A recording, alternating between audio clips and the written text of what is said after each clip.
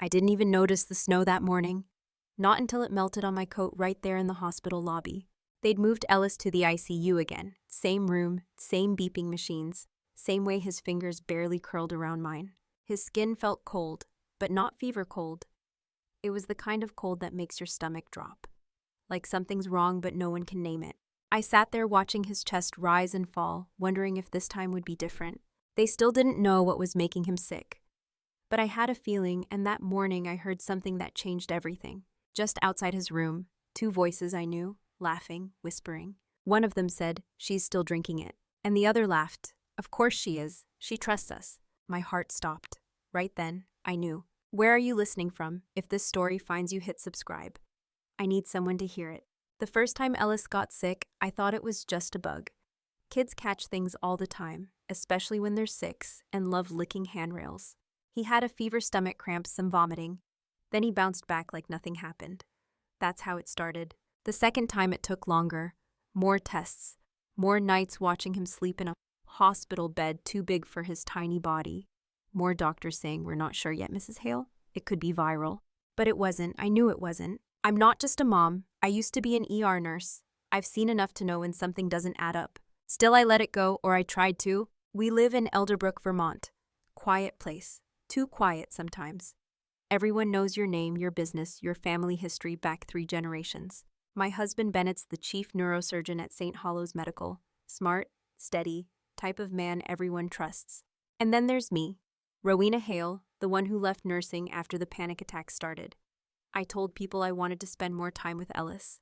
That was only half true. What I never told anyone, not even Bennett, was that I still dream about the patient I lost. The one I couldn't save. When Ellis got sick the 3rd time, my mom showed up with a bag of remedies. Herbal stuff, teas, powders, tinctures she swore by. Western medicine only goes so far, she told me, stroking Ellis's hair. Sometimes the body needs a gentler touch. I didn't argue. Loretta always believed in healing the natural way. She'd been a midwife for 30 years before retiring, had this quiet authority to her, the kind that makes you feel stupid for questioning. So I nodded. Let her brew her teas in my kitchen. Let her spoon broth into Ellis's mouth while I rested. Maren, my younger sister, started stopping by more too. Said she got a temp job in the hospital admin office. Said she wanted to help. She was always the golden child. Pretty, sharp-tongued, mom's favorite, even if she pretended not to play favorites. I wanted to believe they meant well, that we were all just trying to help Ellis get better. But something kept tugging at me. His symptoms, they always came back a day or 2 after we left the hospital. Always after we went back home. And more than once it was right after a visit from Mom, or Maren. At first I told myself I was being paranoid, that I was tired, grieving the life we used to have. But deep down I already knew. Something wasn't right. And it wasn't just the sickness. Ellis had only been home for 3 days when he started throwing up again. It was a Tuesday. I remember because I had just made grilled cheese and he barely touched his. He loves grilled cheese. Extra sharp cheddar crusts, cut off. It's his comfort food. But that night he just looked at the plate, pushed it away, and said, "My tummy feels twisty, Mama." By morning he had a fever of 102, sweating through his sheets, shivering but asking me not to take him back to the hospital. I didn't want to. God, I didn't. But his lips were pale, his hands clammy. So I bundled him up, drove through black ice to St. Hollow's, and watched them admit him again. The ER nurse recognized us. She tried to smile. "Back again, little guy." Ellis tried to smile too, but he couldn't keep his eyes open. They ran the same labs, ordered another abdominal ultrasound, told me they'd check for appendicitis again. I sat in that freezing hospital room trying not to spiral, trying not to scream. Bennett showed up around noon, white coat, calm face. Hugged Ellis, nodded at the doctors, then pulled me into the hallway. "You need to rest," he said. "You haven't slept in 2 nights." "I'm not leaving him," I snapped. And I wasn't. He sighed. "Ro, it's probably just another virus. His system's weak right now. You're stressed. Your mind's connecting dots that aren't there." I wanted to hit him. I wanted to scream that I knew Ellis's body better than any chart, that something was hurting him, and we were all just standing there watching it happen. Instead, I just said, "Did you know Mom brought another bottle of her herbal mix last week?" He paused, a little too long, then said, "She means well." I stared at him. "No, she means to control." He didn't answer, just walked back into the room. I stayed behind, leaned my head against the cold wall, and tried not to cry. Ellis's test results came back inconclusive. Again. But I didn't need a doctor to tell me what my gut already knew. He was being poisoned, and I needed to find out by who. 2 days later, Mom showed up with soup, chicken broth, carrots, ginger, and that same smell I'd started to hate. That earthy, bitter scent that clung to the inside of the thermos. She handed it to me like it was holy water. "Let him sip it slowly," she said. "It helps regulate digestion." I took the lid off, gave it a cautious sniff. Something sharp cut through the steam, not just herbs, something metallic underneath. I smiled anyway. "Thanks, Mom." She leaned over Ellis, brushed the hair from his forehead. My poor boy, he's so fragile. I watched her hands, how careful she was. Too careful. After she left, I poured a spoonful into a sterile sample cup, labeled it with the date, and slipped it into my purse. Then I called an old colleague from nursing school, Rami Cross. Toxicology now. Still the most brilliant mind I know. "Ro," he answered, groggy. It was late. "I need a favor," I said, "and I need you to keep it quiet." He listened. Didn't interrupt once. When I finished, he said only one thing. "Bring it to me first thing tomorrow." That night, I barely slept. I sat by Ellis's bed, watching his fingers twitch in his sleep. And then the vomiting started again. Violent, dry heaves. He clung to me, crying, begging me not to make him drink anything else. I held him until he passed out. Then I stood in the dark, staring at that thermos on the windowsill. My hands were shaking, my whole body pulsed with rage. I knew what I had to do, and I knew I had to be smart about it. The next morning, I drove through slush and black ice to Rami's lab across town. He took the sample from me, carefully examined the color, the smell. "If there's anything in here," he said, "I'll find it." I nodded. "Don't log it into the system. No names, no record." He looked at me. "Who are you protecting, Ro?" I didn't answer. I couldn't, because I still didn't want to believe what my heart already knew. 2 days went by, no call from Rami, no results. And Ellis got worse. His skin looked almost gray in the morning light, his lips dry and cracked. He barely spoke, just stared at the ceiling with glassy eyes and whispered, "Mama, please make it stop." I held his hand and told him it would, but I wasn't sure anymore. I checked the hospital records again, even though I wasn't supposed to. I still had my old login from my nursing days. I searched his chart, expecting to see the usual battery of tests. But something was missing. The toxicology screen I knew they'd ordered it wasn't there. No file, no timestamp, like it never existed. My pulse spiked. I double-checked. Nothing. I went straight to Mike, a tech I used to work with. Kind, overworked, always honest. "Hey," I said, "did you see the tox screen for Ellis Hale? It should have been processed Tuesday." He frowned. "Nope, not in my queue. Are you sure it was requested?" Dr. Brown said he'd ordered it. Mike shrugged. "Then it never made it to the lab." Something was wrong, more than wrong. I left the lab and ran into Marin coming out of admin. Clipboard in hand, coffee in the other. "Oh," she said with fake surprise. "Didn't know you were here this early." I looked her up and down, her badge, her perfect lipstick, her calm smile. She sipped her coffee like she had nowhere to be. "Did you process Ellis's labs?" I asked. She blinked. "Why would I? That's not my department." "But you have system access." She smiled. "It's a hospital, Ro. Lots of people do." I took a step closer. "There's a test missing, a critical one." She shrugged. "That's above my pay grade." Then she leaned in, lowered her voice. "You look tired, Ro. Maybe you should rest. You're starting to sound paranoid." I froze. She didn't sound worried. She sounded amused. That's when I knew someone was covering tracks. And Marin wasn't just nearby. She was involved. I didn't go home that night. I stayed curled up on the chair beside Ellis, half awake, half praying.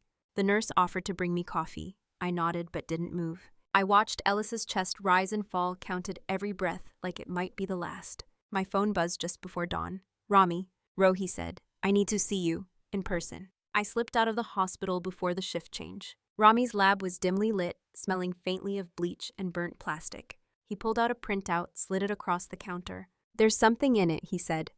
"Trace amounts of multiple alkaloids, some of them naturally derived, but one synthetic. And not something you'd find in any over-the-counter remedy." My mouth went dry. "What does it do?" "In small doses causes nausea, cramps, fatigue. In larger ones, it can affect kidney function, sometimes permanently." I couldn't breathe. Could it be intentional? He looked at me, not as a friend, as a scientist. "Yes." I left with the report in my bag and a hole in my chest. I didn't call Bennett, didn't tell the hospital, not yet. I drove straight home. Ellis's room hadn't been touched since his last day. His stuffed bear still sat on the windowsill, blanket folded neat on the bed. I walked in, then stopped. Voices. Not from the street, not the TV, inside. I crept down the hall, heart pounding against my ribs. Ellis's door was cracked open. Light spilled through. I heard my mother's voice, soft, too soft. "It's almost over," she said. She has no idea. Then Marin, laughing. "She's so easy to fool. She still thinks we're helping." I couldn't move. My hand trembled as I reached for my phone thumb, hovering over the recorder. "She'll thank us one day," Mom whispered. "This is justice for what he did." I hit record, held my breath. Marin's voice turned colder. "Ellis is just collateral." She took their side. "Now she'll lose what they love most." The air around me snapped like ice. I stepped back quiet as I could. My whole body shook. I had the proof. But I wasn't ready for what it meant. Not yet. I sat in the car for almost an hour, hands frozen on the wheel. I didn't start the engine, didn't cry, didn't move. Just stared out at the snow piling on the windshield, listening to the recording on loop. My mother, my sister, my blood. Talking about my son like he was a weapon, a punishment. Justice, they said. Collateral. My stomach twisted. Not just from the betrayal, but because deep down, a small part of me had always wondered. There were signs, little things. How Marin flinched when I brought up the surgery. How Mom's voice always tightened when she talked about Bennett. How Ellis got sicker every time they helped. And still I never thought they'd go this far. The truth stung worse than poison, but I had it.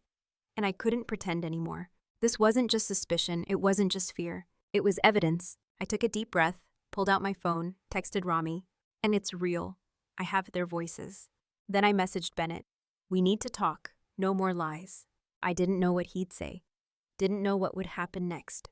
But I knew what I had to do. Because this time I wouldn't freeze. I wouldn't wait. This time I'd fight back. For Ellis, for the truth. For everything they tried to take from me. I didn't go back to the hospital right away. Not yet. I needed time and space to think. So I drove to the only place I knew no one would follow, the lake house my aunt left me years ago. No one had the keys but me. Inside, the floor creaked with every step.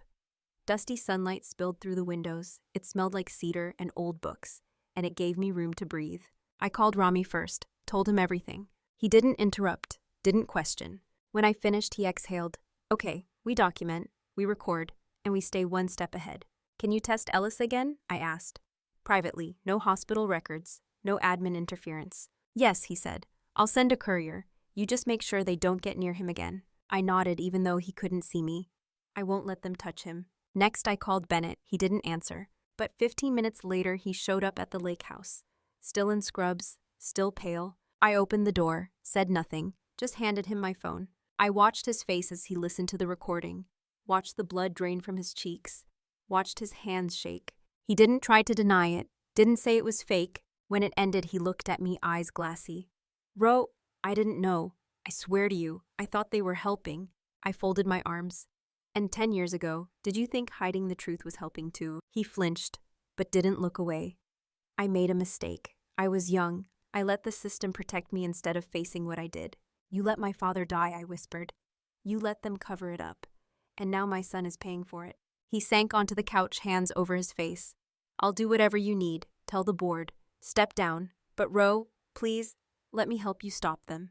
I believed him, not because I trusted him, but because I saw the guilt eating him alive. That night we made a plan. Bennett would request security around Ellis. Nothing suspicious, just extra precaution. I'd get Mom to the house again, alone, no Marin, and I'd press record. This time with a hidden camera, not just audio. We needed a visual, we needed intent. Bennett knew someone in IT, an intern named Zoe, who owed him a favor. By morning, she installed a discreet button cam in a vase in the kitchen. The angle was perfect. Right where Mom always stood when she poured her teas. I called her that afternoon. "Ellis is still weak," I said. "Can you bring more of that tonic?" "He asks for it now. Says it helps him sleep." She sounded pleased. "I'll be there by 4. My hands shook after I hung up. Not from fear, but from the ache in my chest. The part that still wanted to believe she loved me. By 4:12, she was in my kitchen, coat off, thermos on the counter. She pulled out a small jar, brown glass, no label. "I added something new," she said, voice low. "Might help him keep food down." I smiled, pretended to be grateful, held the mug while she mixed. And the whole time that camera watched her, tracked every movement, caught every word. When she left, I stared at the mug on the counter, then poured it into another sterile cup, sealed it, and texted Rami, "Got it, sample on the way." The trap had been set, and Loretta Vane had just walked straight into it. Rami confirmed it that same night. Same synthetic compound, he said. Same trace structure. Same dosage escalation. But now we've got it on camera, I said. I could barely keep my voice steady. We have intent. We have a timeline. And we have her face while she does it. He paused. Do you want to go to the police now? I looked over at Ellis asleep again on the cot beside me. No fever this time. We'd kept him away from the tea. Not yet, I said. Marin's still out there, and she's the one with access to the hospital system. Then we make it count, Rami said. Record everything, every handoff, every word. So I invited Marin. Told her I was home alone and scared Ellis wasn't improving. Said Bennett was on call. That I needed help. Needed her. She didn't hesitate. Be there in 30. When she walked through the front door, she wore her usual glossed-up smile. Like this was a visit, not an ambush. She had her own bag of remedies this time, and something new, a small metal vial on a keychain. Just 2 drops in warm water, she said, twisting it open. Totally organic. I handed her a mug, same mug as before, same kitchen, same vase with a blinking red light only visible if you knew to look. She added the drops, stirred it slowly, talking the whole time. How's Ellis really doing? Have you tried cutting gluten? You've always been a little anxious, haven't you, Ro? I nodded, laughed when she did. Kept my hands from shaking. When she wasn't looking, I switched mugs, slid hers into a bag under the counter, sealed it, labeled it with the time and date. The whole time the camera caught it all. Later that night, Bennett and I sat across from each other at the kitchen table. The screen between us showed both clips side by side. My mother, my sister, 2 women I'd once trusted with my child's life. Now caught on record knowingly poisoning the person I love most in this world. I'm calling Carter, Bennett said. Detective Carter had handled a few medical fraud cases before. Trusted, sharp. Are you sure, I asked? Bennett didn't blink. She tried to kill our son, Ro. They both did. There's no coming back from that. The arrest happened the next morning. Plainclothes officers, no sirens, just quiet clinical handcuffs outside our mother's apartment.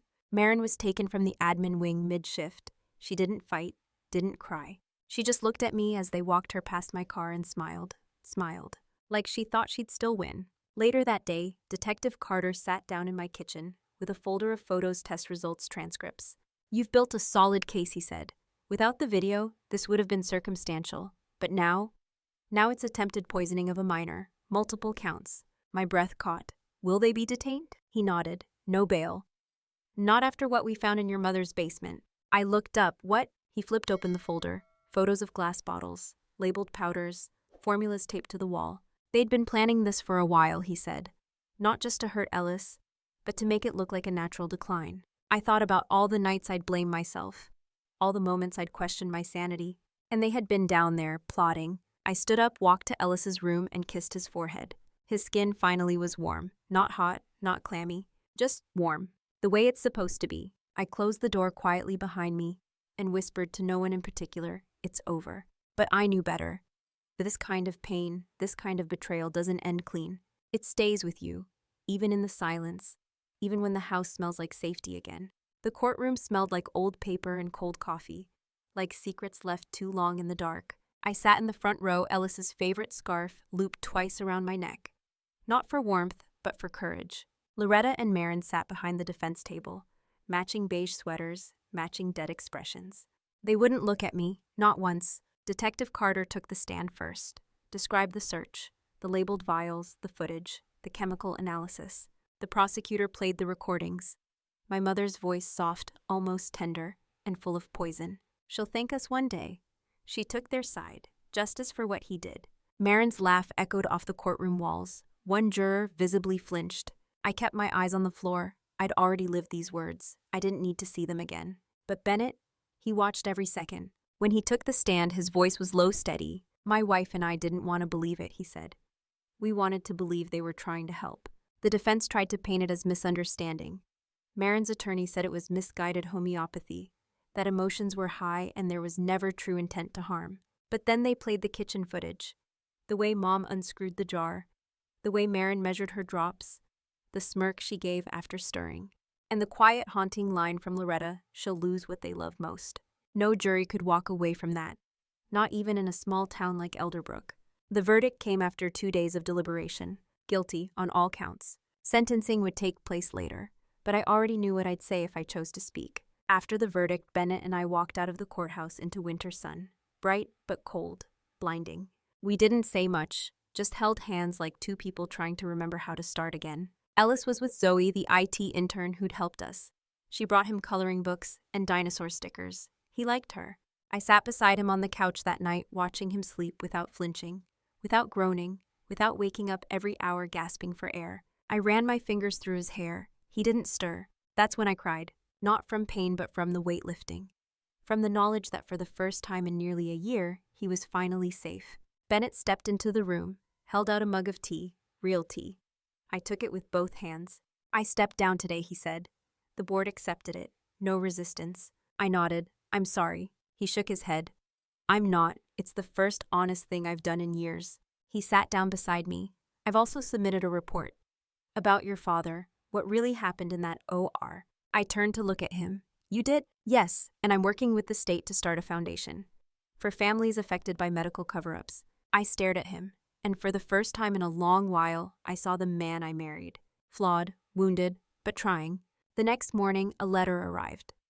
From the Women's Correctional Facility. Same handwriting, same slant. Loretta. I didn't open it. Just placed it in the drawer with the first two she'd sent after her arrest. But something made me pull it out later that night. Maybe I needed to know. Inside, she wrote about betrayal. About how I'd chosen outsiders. About how she had lost everything. There wasn't a single line of apology. Not for Ellis, not for me. Just bitterness, and a warning blood remembers. Even when you pretend it doesn't matter. I folded it once, twice, 3 times. Burned it in the sink. The flames flared, then curled into black ash. Ellis started school again the next week. The doctor said his kidneys had stabilized. Still fragile but healing. His teacher told me he liked drawing trees, and always made sure the sun peeked out behind them. I smiled. He always looked for the light, even after everything. One night he climbed into bed beside me. His voice was small. "Mama." "Yeah, baby. Do Grandma and Aunt Marin still love me?" I couldn't lie. "Not anymore." "I don't know," I said. "But love doesn't look like that." He was quiet a moment. Then he whispered, "I'm glad you saw it," before it got worse. I kissed his forehead. "You saved me too, Ellis. You made me listen, even when I didn't want to." We lay in silence after that, snow falling quiet outside. Inside we were healing. Not perfect, not whole, but together, and that was enough. 6 months passed. Spring finally reached Elderbrook, melting the last patches of snow and filling the air with damp earth and lilacs. Ellis planted his first sunflower in our backyard. He named it Brave. Said it reminded him of us. He still asks about them sometimes, about Loretta, about Marin. I tell him the truth, but not all of it. Not the parts that would bruise a child too deeply. Just enough to let him understand that even people who say they love you can still choose to hurt you. And when they do, you get to choose distance. You get to choose peace. I never wrote back to Mom, never visited, never opened the last letter she sent before her sentencing. I didn't need to. That part of my life burned away the moment Ellis got better.